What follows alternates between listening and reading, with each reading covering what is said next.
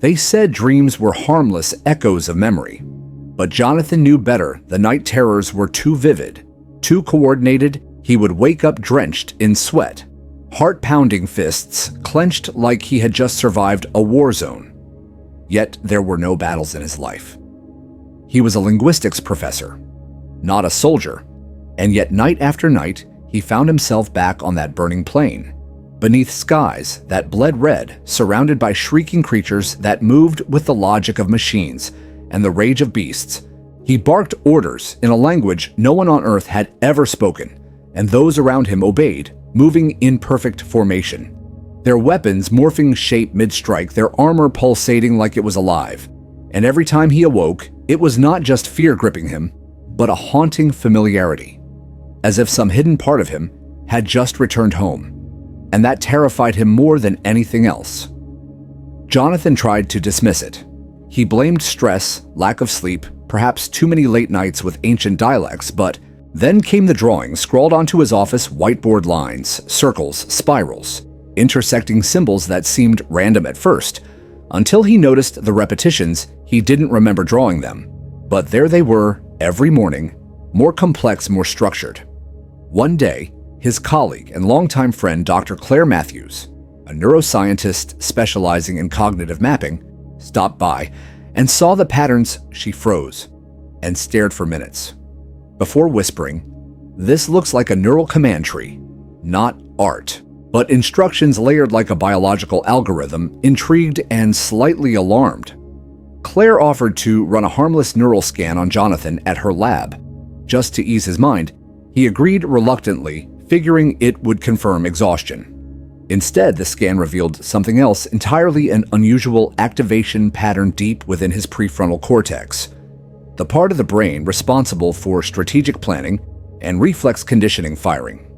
Like it belonged to a trained field operative, Claire ran comparative models against military profiles, and it matched not just any soldier, but high-tier Black Ops command levels, the kind of reflex chains and adaptive matrices that took years of combat immersion to develop. But Jonathan had never held a weapon in his life.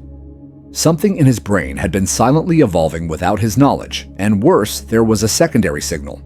A dormant set of neuropathways shielded behind what looked like artificial encryption.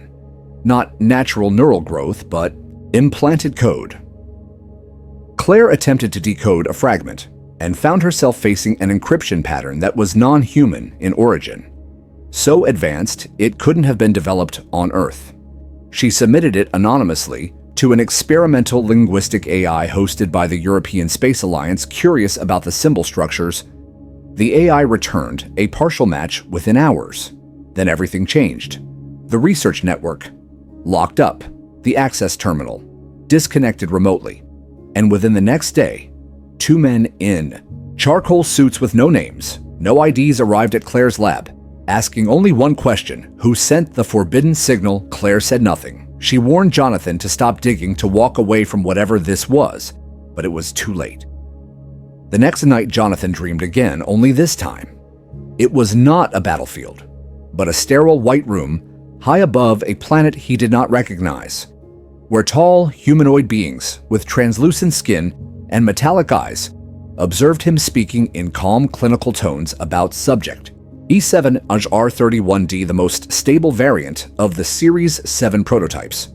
He was not Jonathan in that dream.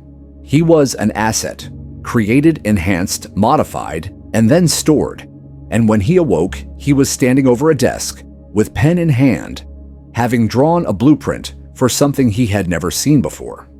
A device that resembled a neural amplifier with interdimensional phase nodes.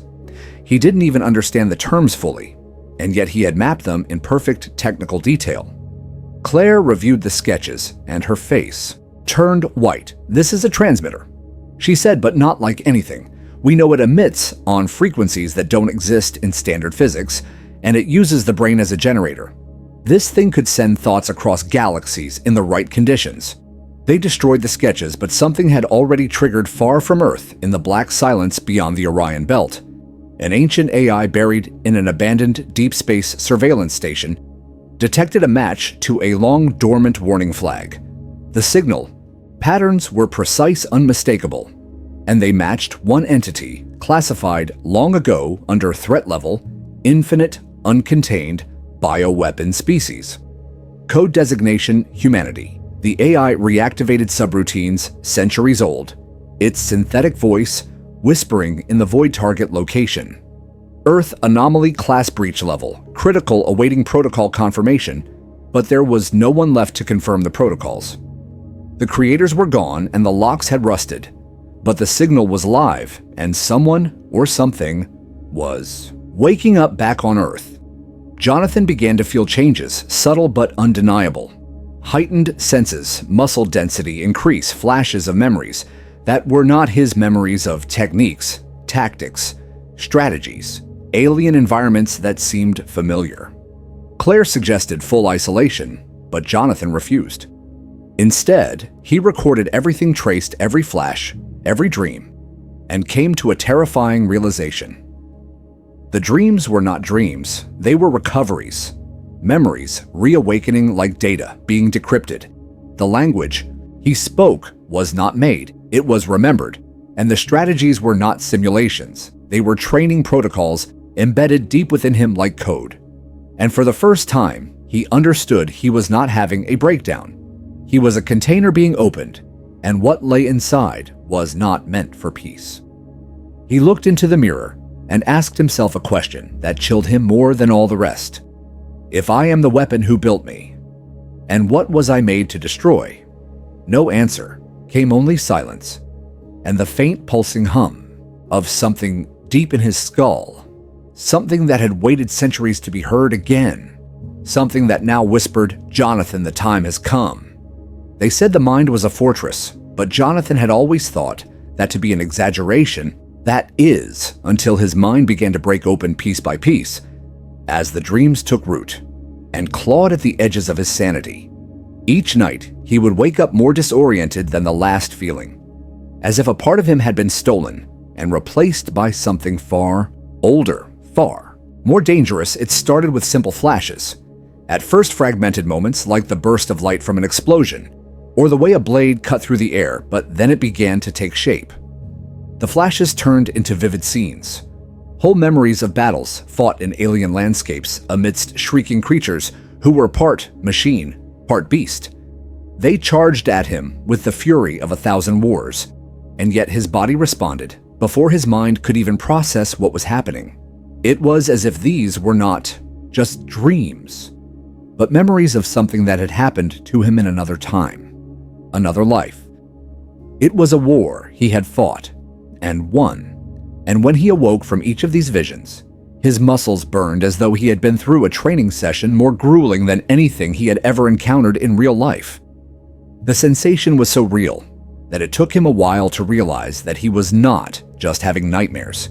He was unlocking something that had been buried deep within him, buried so deep that he had never even known it was there. A legacy of war programmed into his very being. Jonathan had always considered himself an academic, a professor of linguistics who prided himself on the study of ancient texts and forgotten languages.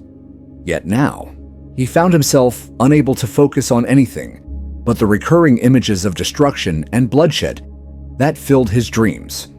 It was as though his mind was no longer his own, as though something or someone was controlling it and trying to force him to remember what he had been before he was Jonathan Reed. He tried to ignore it at first, pushed it to the back of his mind, like a fleeting thought that he could never quite grasp. But the more he resisted, the stronger the dreams became, until they overwhelmed him, until he found himself waking up in cold sweats, trembling with the knowledge that whatever he was remembering, it was not something he was meant to remember. It was not meant to be remembered by anyone. And the worst part of it all was that he couldn't stop himself from remembering it. It was like trying to hold back a tide with your bare hands, futile, hopeless, but still. He tried trying to convince himself that it was all just a figment of his imagination. But the more he denied it, the more the truth began to seep in piece by piece until one night, the truth became too clear to ignore any longer in his dream. That night, he stood in a battlefield, not on Earth, but on a world so alien that even the air felt different.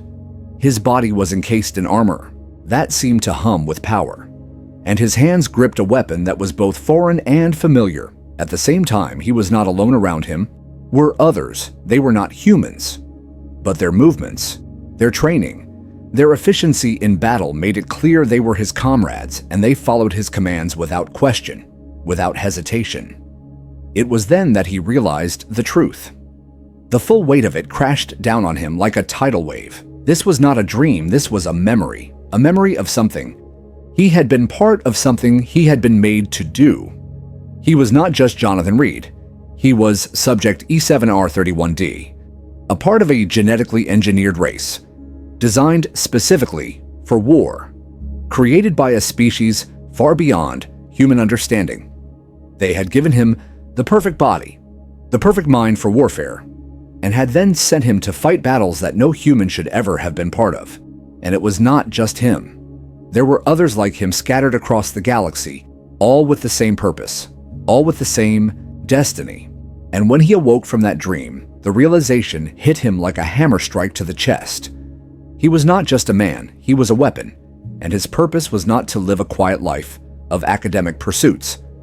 His purpose was to fight, to kill, to conquer. And he had been forgotten, left behind on a planet that didn't even know what he truly was. But now the time had come to remember. And now the time had come for him to rise again. Jonathan had no idea how long he had been in this state of ignorance, how long he had been locked away in a prison of his own mind. But as the memories continued to flood back, it became clear to him that he had been abandoned by those who had created him. They had left him on Earth, a failed experiment, a weapon too dangerous to be controlled, too unpredictable to be trusted. They had thought he would never remember. They had thought he would remain nothing more than a broken man. But they had underestimated him. Because even though they had locked away the memories, even though they had tried to bury them deep inside him, his mind had not been completely erased, and now it was waking up. Jonathan could feel the changes inside him now. Not just the physical changes, but something deeper, something more primal. It was like a switch had been flipped, and he was no longer the man he had been. He was something else, something far more dangerous. And as the memories continued to flood back, he realized that he was not the only one waking up across the galaxy. Other weapons like him were stirring from their slumber, and they were not content to stay hidden anymore. They were ready to fight, ready to reclaim their place in the universe, ready to remind those who had abandoned them that they were not forgotten. They were not weak, they were not human, they were warriors born of war, and they would make their presence known once again. And Jonathan knew that this was just the beginning. This was only the first step in a journey that would take him far beyond the limits of Earth, and when the time came, he would rise up and claim his place as a warrior. Once again, he would show the universe what humanity could truly become, what it was capable of when it was pushed to its limits. And as he stared into the mirror that morning, he could no longer deny the truth. He was no longer Jonathan Reed, the linguistics professor. He was Subject E7R31D, a weapon of war. And it was time for him to fight again. They told him that Earth was nothing but a backwater planet, a tiny speck in the grand design of the galaxy, a place where nothing of importance could ever happen. But Jonathan Reed could not shake the feeling that something deep inside him was awakening, a part of him that had been dormant for so long that even his own mind had forgotten it existed. He had always believed that he was just an ordinary man, a professor with a passion for studying ancient languages and forgotten civilizations. But now those beliefs felt like lies. Something had shifted in him, something he could not ignore. Anymore, his body was changing. His mind was unlocking memories that were not his, but felt as if they had always been a part of him. Somewhere in the back of his consciousness, he could hear the echoes of something ancient, a sound that resonated deep in his bones, and it was telling him that he was far more than just a simple man, far more than just a linguistics professor. He was something else, something powerful, something made for war. Jonathan was no longer sure what was real and what was not. Each night, the dreams became more vivid and more detailed. He would awaken covered in sweat, his muscles sore, as though he had just finished an intense battle. His mind would be racing with images of foreign landscapes and strange technologies, things he had never seen before, but somehow knew how to operate, and worst of all, he could feel it deep within him, a call to action that he could not resist, a call that was too familiar to ignore. It was as if he had been trained for something he could not understand, something that he had been designed to do, and it was starting to resurface. Now, Jonathan knew that something had happened to him. He was no longer the person he once was, but he did not know what that something was. He could feel it in his DNA, as if his very cells were awakening to a purpose that had been hidden from him for so long. His thoughts raced back to the strange experiences he had had, since the dreams began the way he had unknowingly drawn complex symbols that made no sense to anyone but him, the strange technical designs that seemed to appear out of nowhere like blueprints for advanced weapons and technologies he had never studied, but somehow knew intimately. And then there was the moment when he had woken up in a cold sweat and felt his body tense as if preparing for something. But there had been no danger, no threat. He had been alone in his room. Yet his instincts had told him otherwise, and that was when it hit him. This was no coincidence. This was not just a series of vivid dreams. These were memories locked deep inside him. Memories of a time when he had been more than just human. He had been part of something greater, something dangerous. And now those memories were returning to him. And with them came a sense of purpose, a sense of duty that was impossible to ignore. Jonathan had been created for a purpose that had nothing to do with teaching or studying languages. He had been created to be a weapon, a soldier, a tool in a war that had raged across the galaxy for eons, a war that had been fought by beings far more advanced than humanity ever could be. He had been created by a race of beings who had long since disappeared, but who had left behind a legacy that now lived within him, within his very cells. His DNA had been altered from the moment he was conceived. His body had been designed to be a perfect instrument of war. Everything about him had been engineered to make him the ultimate soldier, the ultimate weapon. And now, he was remembering it all. Jonathan could feel the power stirring within him, a power that he had never known before, a power that surged through his veins and made him feel alive in a way he had never felt before. It was like a switch had been flipped, and his body had been awakened to its true potential. His senses were sharper, his strength greater, his reflexes faster. He could feel the instincts of a soldier coming to life within him, and with it came a sense of control, a sense of purpose. He could no longer deny it. He was not just a man. He was a weapon, a creation designed for one purpose and one purpose alone: to fight, to destroy, to conquer. And now he could feel the call of war tugging at him, the call of battle, the call to take his place among the stars and fulfill his destiny. But there was something else inside him, a part of him that had not been completely erased, the part of him that still clung to the humanity that had once been his, and it was fighting back against the power that was awakening within him. Jonathan could feel the conflict within himself, the struggle between the man he had once been and the weapon he had become. But there was no denying the truth. Now he was not just Jonathan Reed anymore.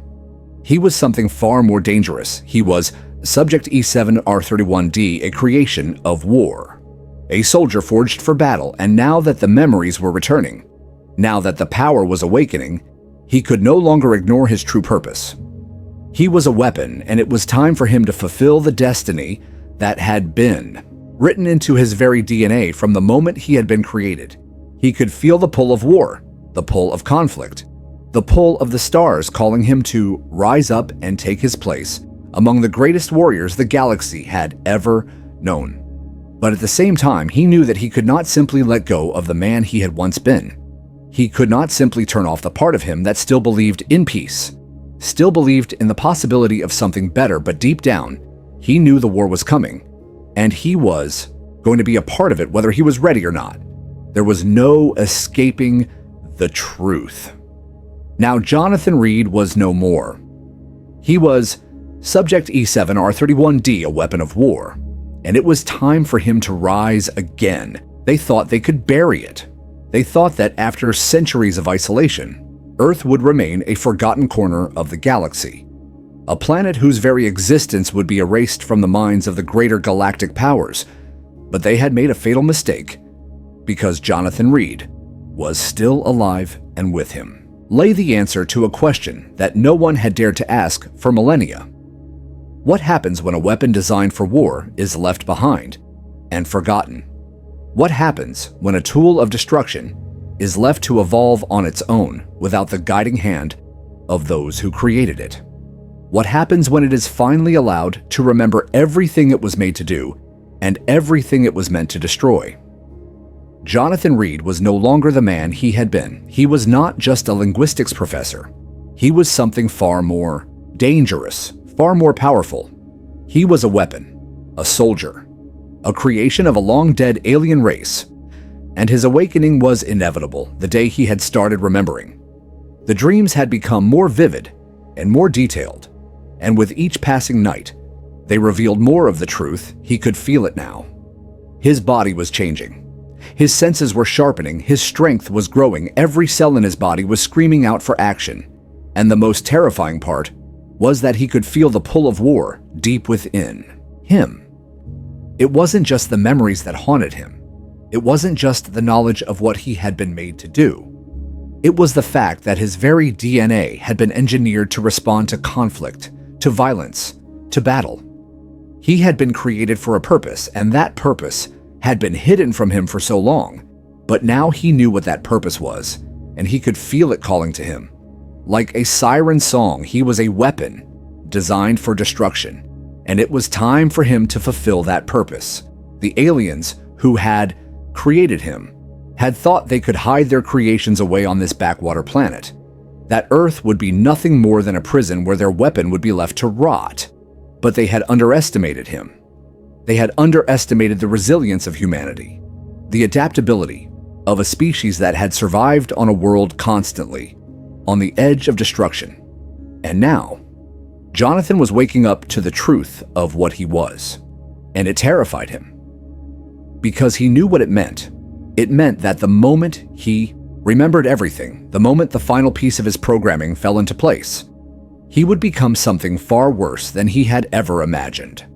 He would become the very thing they had made him to be, a weapon of war that could not be stopped. Not by his creators. Not by anyone. He had seen the horrors that his kind had wrought across the galaxy, and he knew what he was capable of. He knew the death and destruction that followed wherever his kind went, and he could feel it within him. The urge to destroy, the urge to fight, to conquer. And the worst part was that he could no longer deny it, because he knew that he was still a part of it, still a part of the war machine that had been designed to conquer the galaxy for the alien race that had created him. And now he was free to do what he had been made to do, free to bring destruction to anyone who stood in his way. But there was a part of him, a small part, that still clung to his humanity. A part of him that still believed there could be something more than just war, something more than just destruction. But as the memories continued to flood back, as the truth of his purpose became clearer and clearer, that small part of him began to fade away, until there was nothing left but the soldier. The weapon, the destruction he had been made for Jonathan, had been abandoned, left behind, by the very beings who had created him. And now, he was waking up to the reality of what that meant. He was alone in a world that had long since forgotten the creatures that had created him. And yet there was something inside him, a hunger, a thirst for power, a thirst for control. And he knew that he was ready to claim what was rightfully his. He was ready to take the war to the stars, and he would stop at nothing to fulfill the purpose that had been written into his very DNA from the moment of his creation. The aliens who had thought they could lock him away on this isolated planet had no idea what they had unleashed, because now Jonathan was free to do what he had always been destined to do.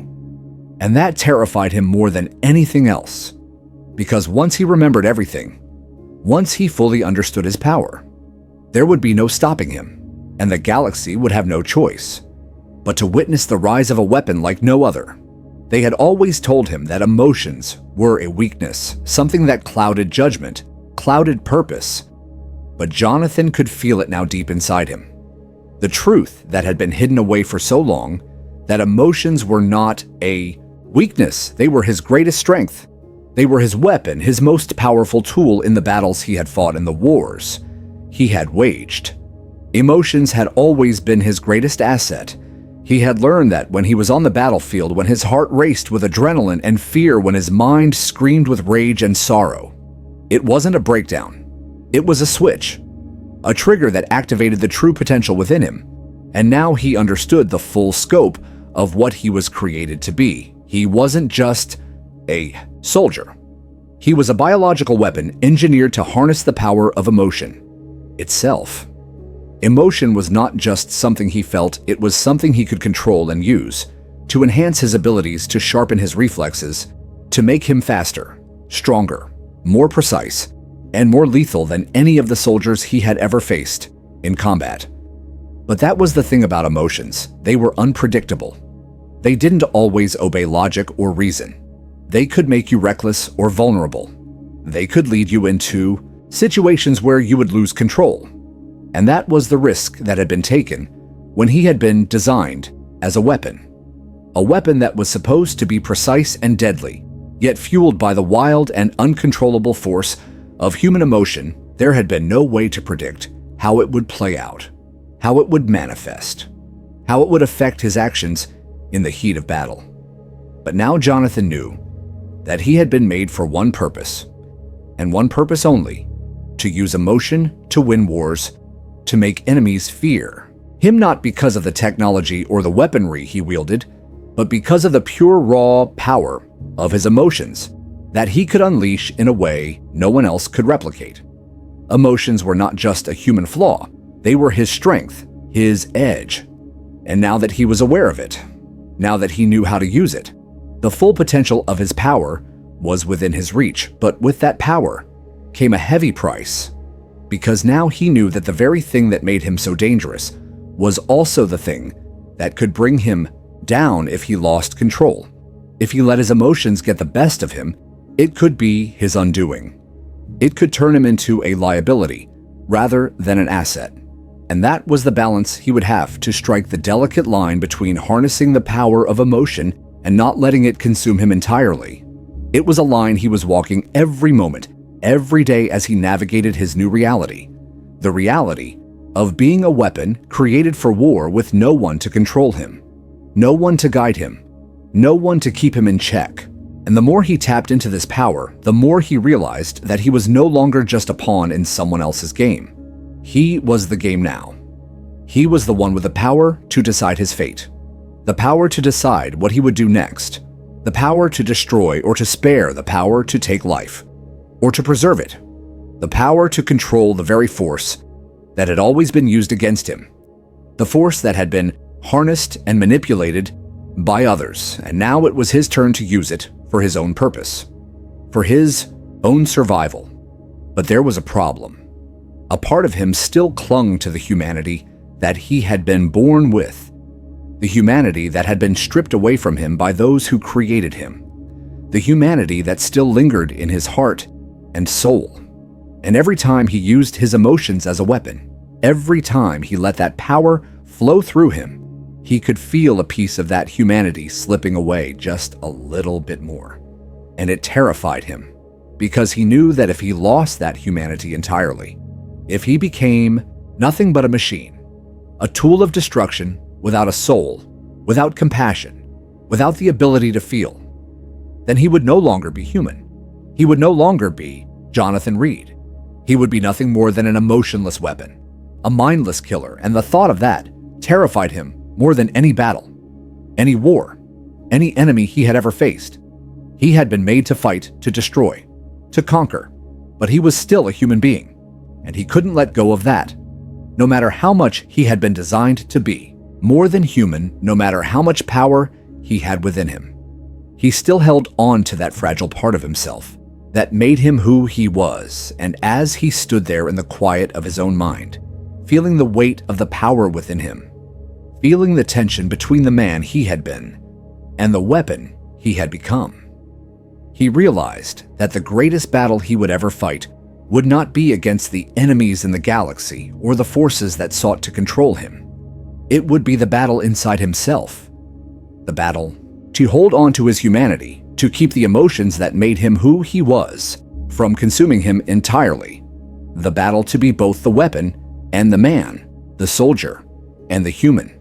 And he knew that this battle would be the hardest one he had ever fought, because it was a battle that would never end, and the stakes were higher than anything he had ever faced before, because if he lost that battle, if he let his emotions control him entirely, then there would be nothing left of him, nothing but a weapon without purpose, a tool without a soul.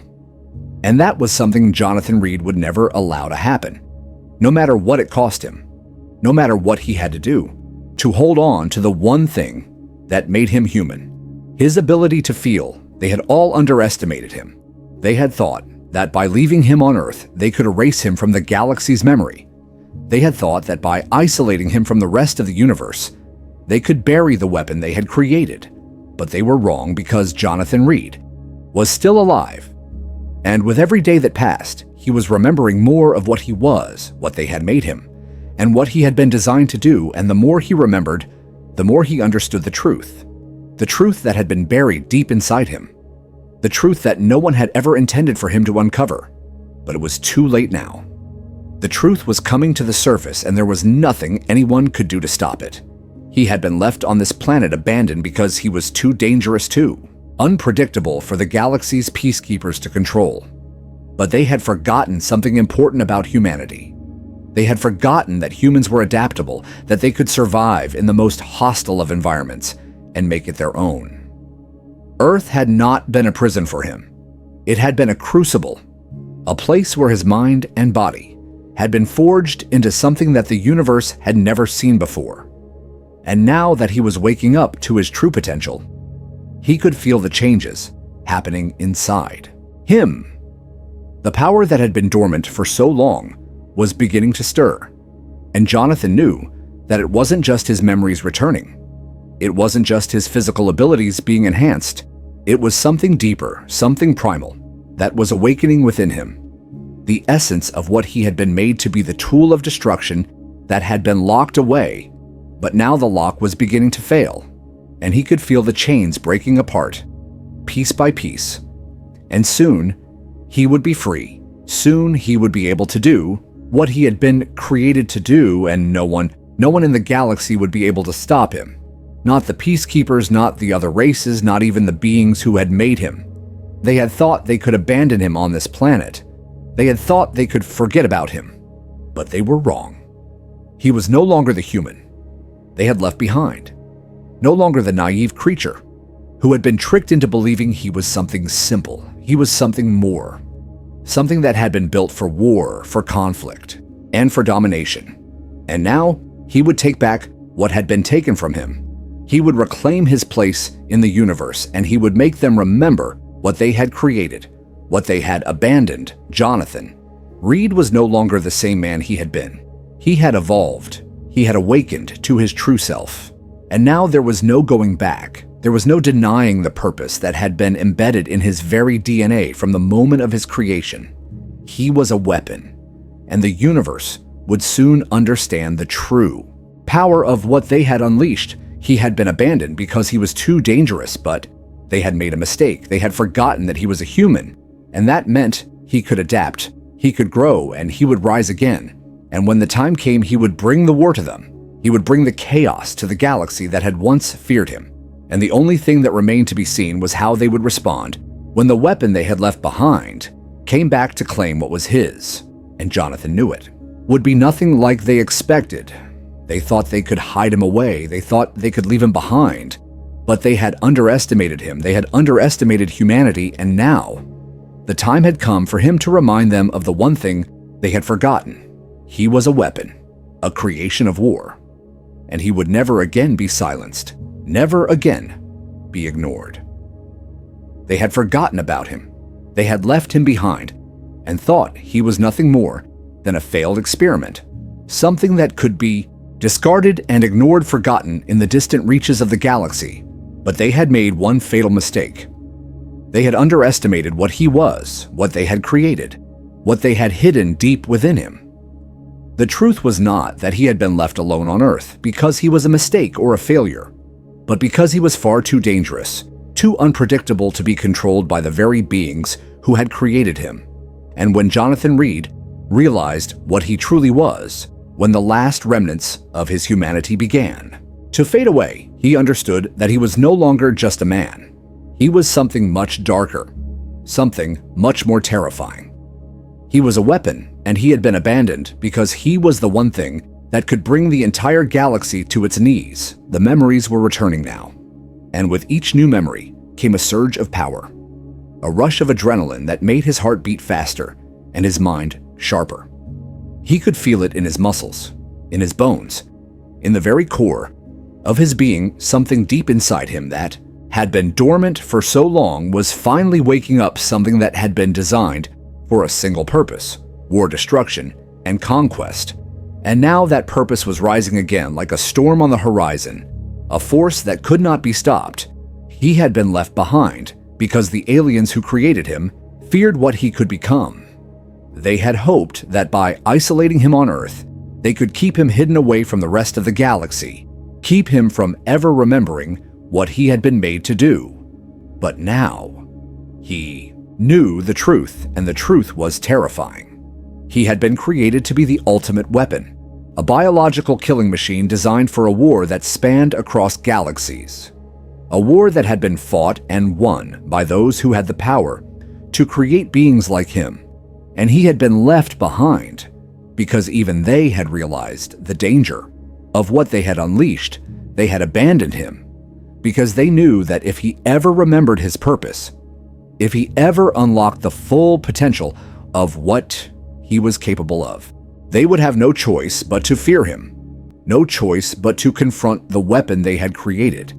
But now that the memories were returning, now that the truth had been revealed, he could feel the power coursing through his veins, the same power that had once made him a tool of destruction, the same power that had been locked away for so long.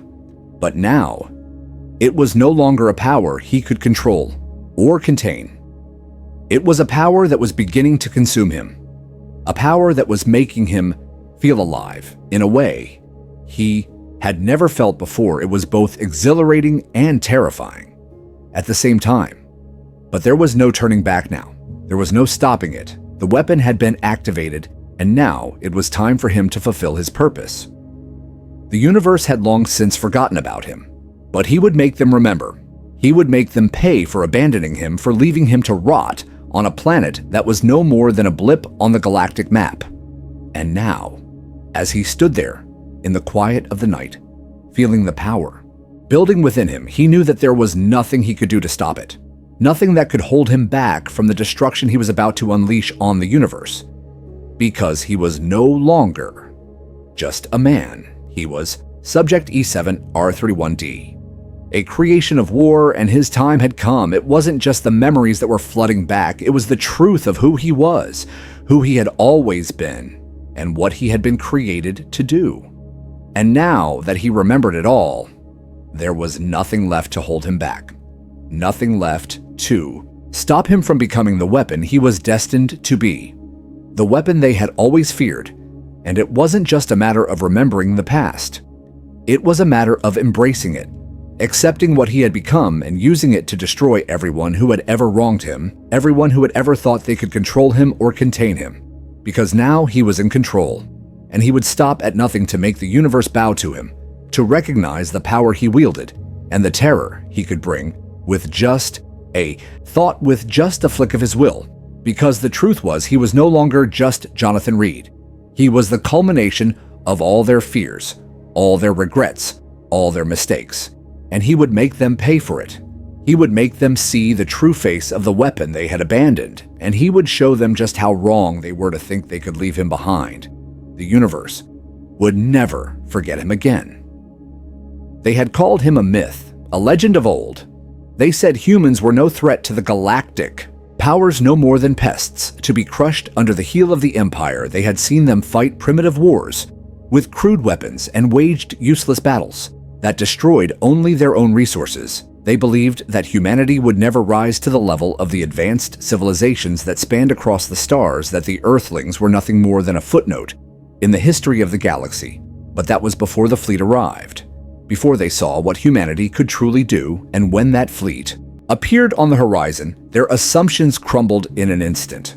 They had underestimated humans, and it would be the last mistake they ever made, because the humans had been biding their time, waiting for the moment when they would no longer be ignored, waiting for the moment when they would show the galaxy that they were not just the weak underlings they had been treated as for so long. When the fleet emerged from the darkness of space, they were not met with panic or terror, but with the calm certainty of a species that had been born to survive, that had learned to thrive in the harshest of conditions.